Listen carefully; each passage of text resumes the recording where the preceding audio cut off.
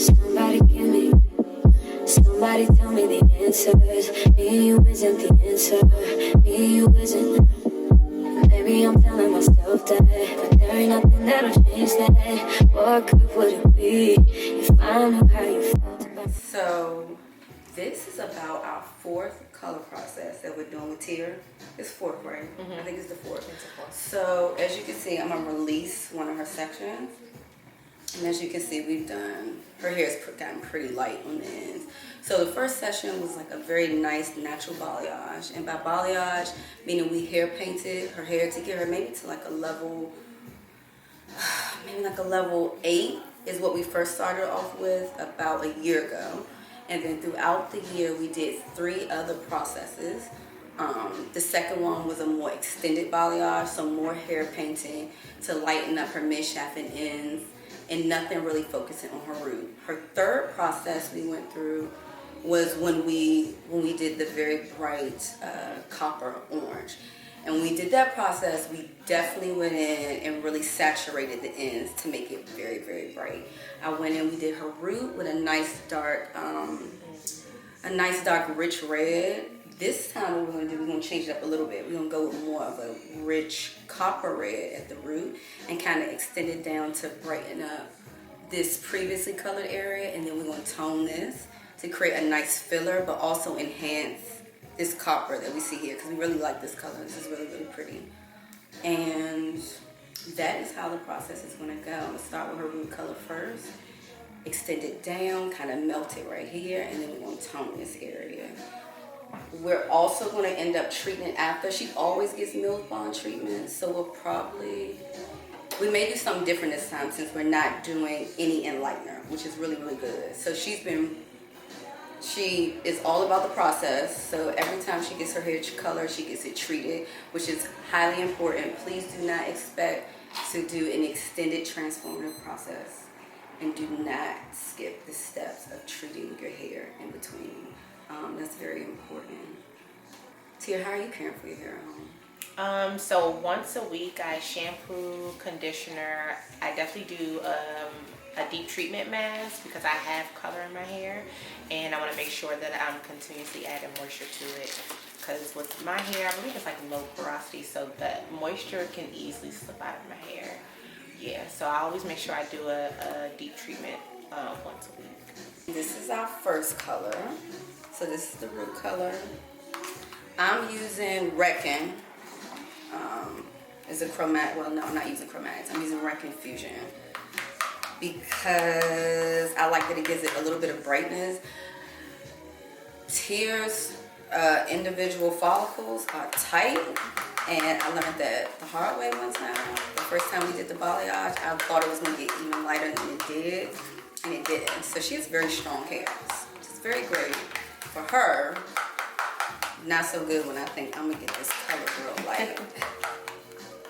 Oh, someone did just ask how often can you color your hair, or how often should you color your hair? It depends on the process. Okay. So, let's see.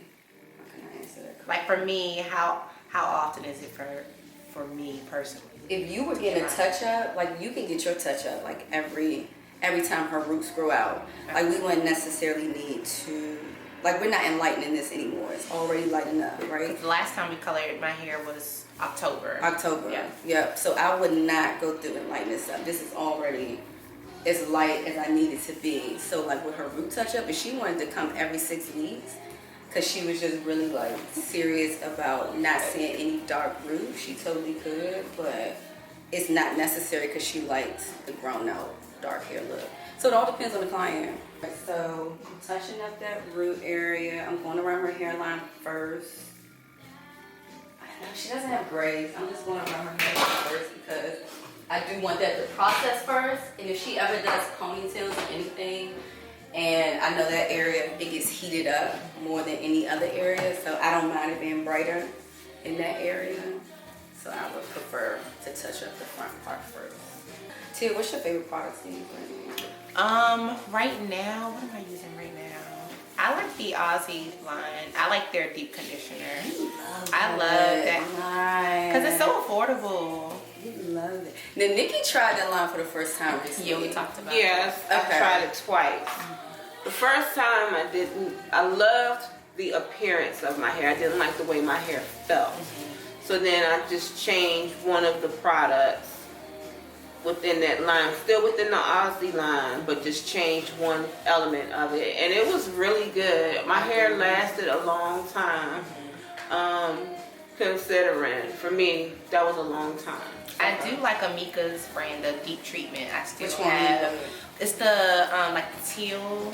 Oh, you okay? So color the one. Cure. Yeah, the Cure. So the Cure is really, really good for color treated hair. Yeah. Very good for color treated I do hair. try to continue to use the ones that you give me. Curls, Blueberry Bliss, the leave-in conditioner, and the gel. I like that too.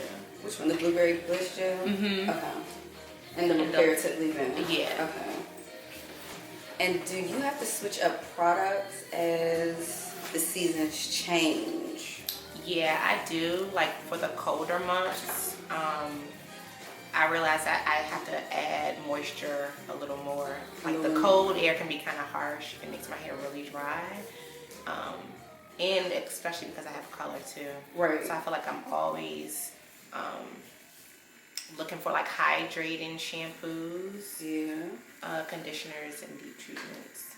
Oh, so that's a good one. Yeah, for styling, it's pretty consistent with what I use. I use cream, and then sometimes if I want more definition, I follow up with a gel. Okay. What kind of gel? What's your gel? Your go-tos? The one you used on my hair last time, it was like a goddess jelly. Yes, Curls by Botanical. Curls. Okay, Goddess Gel. Yeah. So that's a good product. Yeah. Curls Botanical. Goddess Botanical, something like that. It's And the botanical Milbon for coarse hair, the the Milbon leave-in Smooth. yeah, Okay, I put what that you meant. before the gel. Okay. So those two are really great combinations. Yeah. And especially, like she was saying, like the winter months, you need more moisture.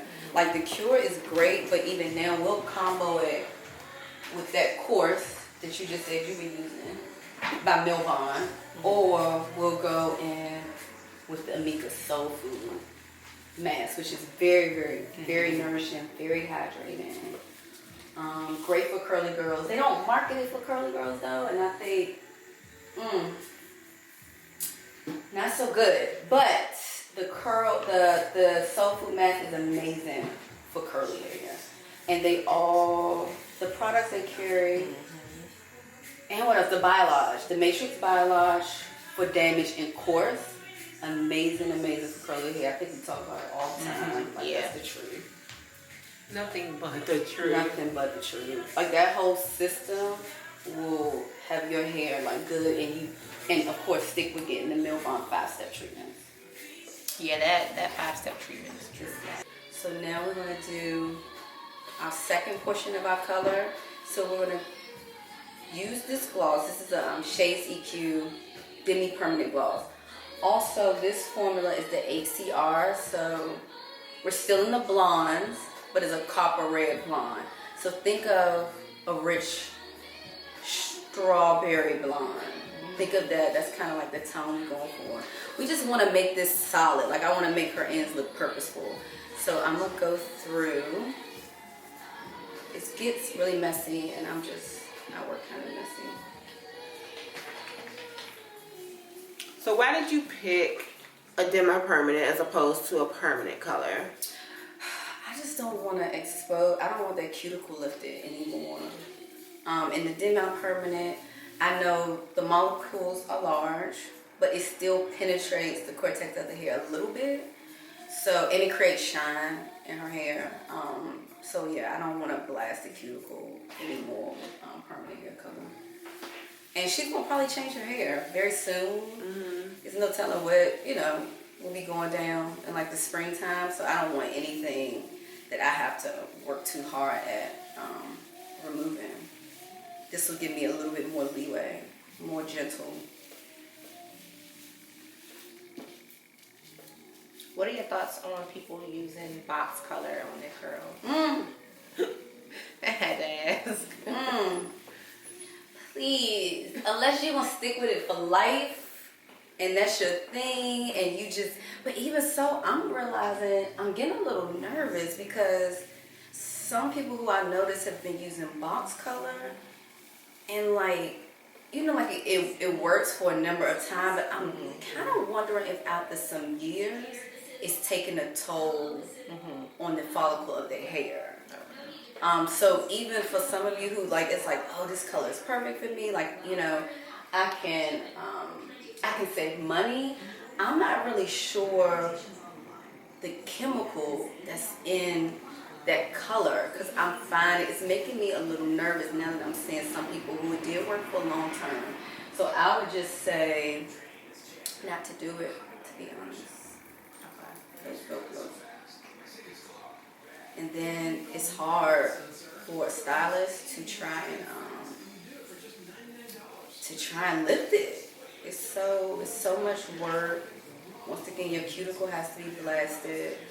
Then we have to go in and treat it. So it's just like major surgery when you're trying to change from box color. Okay. So what do you mean by cuticle being blasted, Q? That top layer of the strand of hair. You always trying to seal that, especially with curly hair, because you want to get a lot of shine reflection. You want it to be sealed, so you want to like really feel the ingredients of like those products. So you don't want it just blasted open. It makes it leaves room for more damage, to be quite honest. Does it cause frizz when that cuticle's blasted? Definitely cause more frizz. Unwanted frizz. Like naturally, you know, we have a lot of different textures in our hair, but we don't need unnecessary texture in our hair. You want to seal things down. It's all about like closing it. How often should you get a trim with color treated hair? So it all depends on the client, right? It's all based on lifestyle. So Tia, for instance, she takes care of her hair at home. So she's more like a quarterly cut client. Like a lot of clients who I'm like, we need to just preserve your hair over the course of a year, and you only need to come back like every season. You definitely don't want to go past multiple seasons without getting a haircut, just because of lifestyle. Like so many things can happen over a season of time, and those ends are the most fragile. And if you don't cut them, they will rise up, just like a splinter on like a branch. It will just continue to rise, and it'll cut itself off, regardless if you cut it or not. And you don't want that to happen. So, at least quarterly.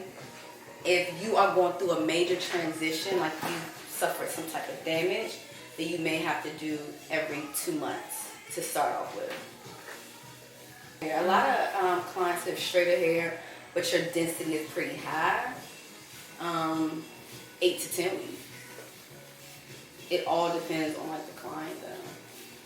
So what about the people who are transitioning, meaning that they're coming out of wearing their hair straight or chemically altered hair, or Can you give that dark towel or chemically altered hair? yeah, they may need to start off with even every 4 to 6 weeks, depending on the seriousness of the damage that's been caused, to be quite honest. Because also some people like to move in slow motion, so they don't want to see such a major change in the length of their hair, so they may need to take it slow. Like a lot of it's mental. That's what I realized. A lot of it's like mental. Some people cannot see all of that removed from their hair at once, so we got to kind of move with treatments, cleaning up the ends, shaping it. 4 more, and then keep treating the hair in between once a week. Then a follow-up 4 weeks later, clean up those ends, reshape it. Then give the client a little bit of time, keep treating it in between weekly or bi-weekly, and then you'll extend it, and then you'll go to 6 weeks where you'll clean things up. So it all depends on lifestyle and the process. it's very important that you consult about it. Don't try and figure it out by yourself, because a lot of times it has to do, because you never know, your ends could be, you could have diffuse hair loss on your ends due to something internal. So there's so many things that play like a part of it. So don't try and like cut your hair yourself. Can you give us a quick run through of what diffuse hair loss is on the ends? So diffuse hair loss is when you suffer something traumatic, maybe like and it doesn't have to be anything horrible. Maybe you changed your diet, maybe you've taken new medication, maybe you've had surgery, maybe you had succession hair loss from having a child, maybe you've had a style that's caused a lot of tension on your hair. But what happens is you get that diffuse hair loss, which causes a lot of shedding, not baldness, but a lot of shedding. And if it's diffuse hair loss, it will grow back over time, but a lot of clients need help with preserving it, so those mid-shaft and ends do not result in more hair loss or something more severe. So that's normally what happens on diffuse hair loss, and a lot of people are dealing with it. Stress is the #1 cause of diffuse hair loss, and people disregard it. They just like, oh yeah, I'm just stressed, but that's a major cause of hair loss. Major cause. So do you mostly trim curly hair on wet or dry hair, or Either way. Either way. It depends on like the state. Like your hair is good to because at this point you've had like a lot of curly cuts, right? Mm-hmm. And your hair is long. So now if I cut it while it's wet and I create like a shape, because I kind of have an idea of what your hair can do, then you'll get like more of a stability. Okay. You know what I mean? Like now you'll have clean ends. It won't look like it because you have curly hair, but it'll be nice and clean. Okay. And then that structure will be more solidified. Okay, so right now we are cutting Tia's hair wet this time. And I love going in between and shaping that hair up for curly girls, both dry and curly.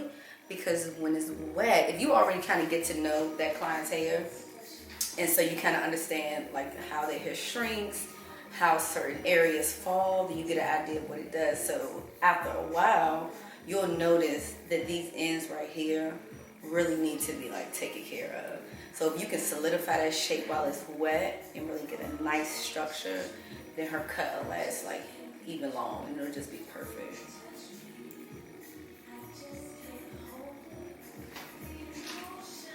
And see, when you do that, the way I'm cutting it is to slim all this area down, so then she'll get a lot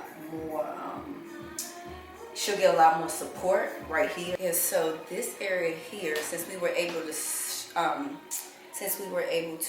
what do you call it, slim this area down, what happens is you end up removing more length from the very top area where this parietal ridge is, which is the heaviest part of the head, the widest part of the head. So now she'll have that support when all this hair here falls, which can be very heavy, which is why she has so much of that rounded shape, a slim heart area, like right down here. That's right here falls. That's the reason like she gets all that like movement in different areas, because it's all that support. Then you got this long length, so things still hang, and then this area right here is supported by this parietal ridge area. I think that makes sense. Where do you want it to sit when it's at its curliest? I just usually let it go forward. Because I rarely do a middle part because my hair gets so big. It's like when I do a middle part, my hair be like, girl, I don't care about that part. And it literally just falls forward because the hair, it has so much volume. So I just rarely, I think if my hair gets like down here, it'll probably abide by the middle part, but it doesn't anymore.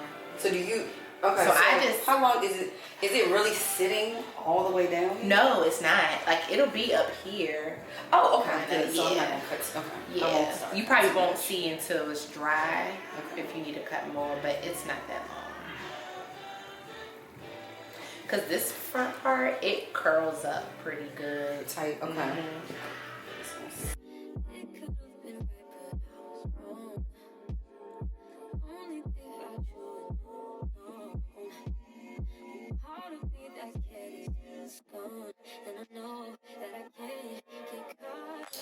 All right, so I'm gonna apply the Miss Jessie's Jelly Soft Curls.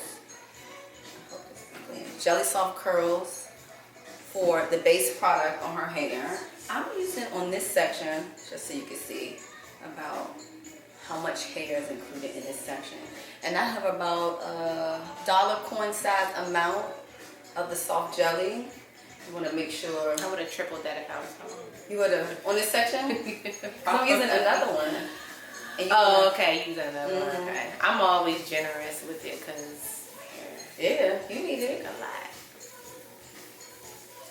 So you work it through. I already- So this is the Curls Goddess Curls Botanical Jelly. I'm gonna use about the same amount, that dollar coin size amount. Spread it right on his hair. We could have been, no, I'm holding again, 'cause I know really get. You dream about, I think about what we could have been, we could have been, we could have been, no, I'm holding again, 'cause I know really get. You dream about, I think about what we could have been, we could have been.